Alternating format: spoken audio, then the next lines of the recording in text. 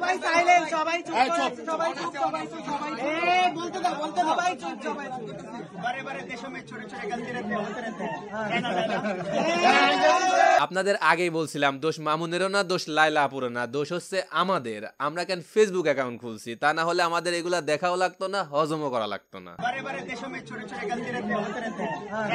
ভাইরে 2 দিন আগে আপনাদের মধ্যে কি ফাইটিং ম্যাচটাই না হইলো। লাইলা আপু প্রেস কনফারেন্সে এসে কইলো আমি আর জীবনেও মামুনের কাছে ফিরবো না। মামুনও লাইভে এসে কইলো সেও নাকি আর লাইলার কাছে ফিরবে না, কারণ সে নাকি জীবনে তার ক্যারিয়ার থেকে শুরু করে মান সম্মান যা কামাইছিল সবই বিসর্জন দিছে লাইলার জন্য। আমার ক্যারিয়ারে যতটা সম্মান কামাইছি, যতটা ভালোবাসা কামাইছি, সবকিছু নষ্ট করছি লাইলার সাথে সম্পর্ক করে। বাই দা ওয়ে ছোট ভাই, তোমার কাছে আমার ছোট্ট একটা প্রশ্ন আছে, আসলে তোমার এই সম্মানটা কত কারা?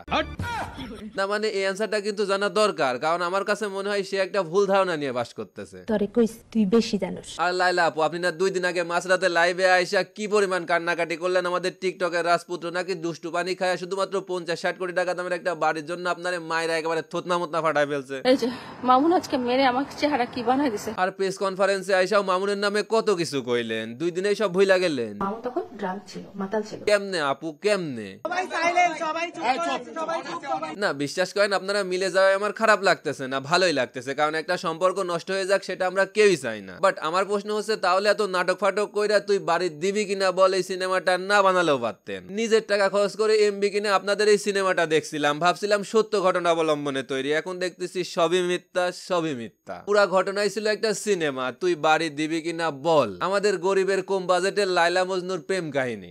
বারে দেশों में छोटे-छोटे गलती रहते हैं, होते रहते हैं। সব থেকে মজার বিষয় কি জানেন, তাদের এই মিল মহব্বত করিয়ে দেওয়ার কাজটা আমাদের দেশের কেউই পারে নাই। ওপার বাংলা থেকে স্যান্ডি শাহ আসছিল, মেহমানের কথা ফেলতে নেই, এটা কিন্তু জানো। আর তার কথা আমাদের লাইলা আপু এবং টিকটকের রাজপুত্র ফালাইতে পারে নাই। পড়ে যাও, আমি তো একটু হ্যান্ডশেক করব। সাব্বাস উস্তাদ সাব্বাস, এগুলা দেখার জন্যই তো ফেসবুকে অ্যাকাউন্ট খুলছি, এগুলা দেখার জন্যই তো নিজের টাকা দিয়ে এমবি কিনে ফেসবুক চালাচ্ছি। যাই হোক, লাস্ট আমি ফারাবি আপনাদেরকে একটা কথা বলি, আপনারা একসাথে থাকেন, সুখে থাকেন, ভালো থাকেন, বাট প্লিজ এইভাবে 2 দিন পর আর সিনেমা বাইর করেন না। না আসলে আমাদেরও তো হজম করার একটা বিষয় আছে, তাই না? আমরা তো আর সবাই হাজমলা পছন্দ করি না।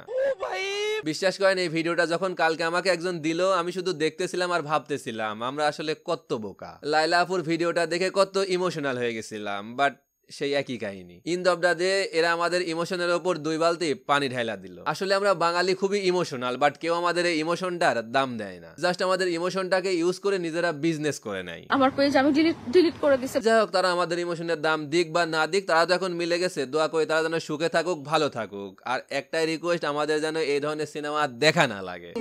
আমি কিন্তু মেহমান মানো তো সেটা। আর ধন্যবাদ দিতে চাই স্যান্ডি শাহকে, যে কাজটা আমরা পারি নাই সেই কাজটা সে ওপার বাংলা থেকে আইসা করে দেখাইলো। মেহমানের কথা ফেলতে নেই। পুরুষ না হলেও পুরুষের মতো একটা কাজ করছে। আর আপনাদের কাছে আমার রিকোয়েস্ট থাকলো, আপনারা এই ভিডিওটা দেখার পর প্লিজ আপনারা তাদেরকে আর গালি দেন না, কারণ আমাদের লাইলা আপুর এমনিতেই বয়স হয়ে গেছে, আর মামুন তো ছোট বাচ্চা, কিছুই বুঝে না। মাফ করে দিন, ঠিক আছে? আর হ্যাঁ, আমি ফারাবি আজকের মতো বিদায় নিচ্ছি। যদি ভিডিওটা ভালো লাগে থাকে তাহলে একটা লাইক করে দিয়েন, আর যদি না লাগে তাহলে নামটা মনে রাখেন। বিদায় বান্ধবী, আল্লাহ হাফেজ।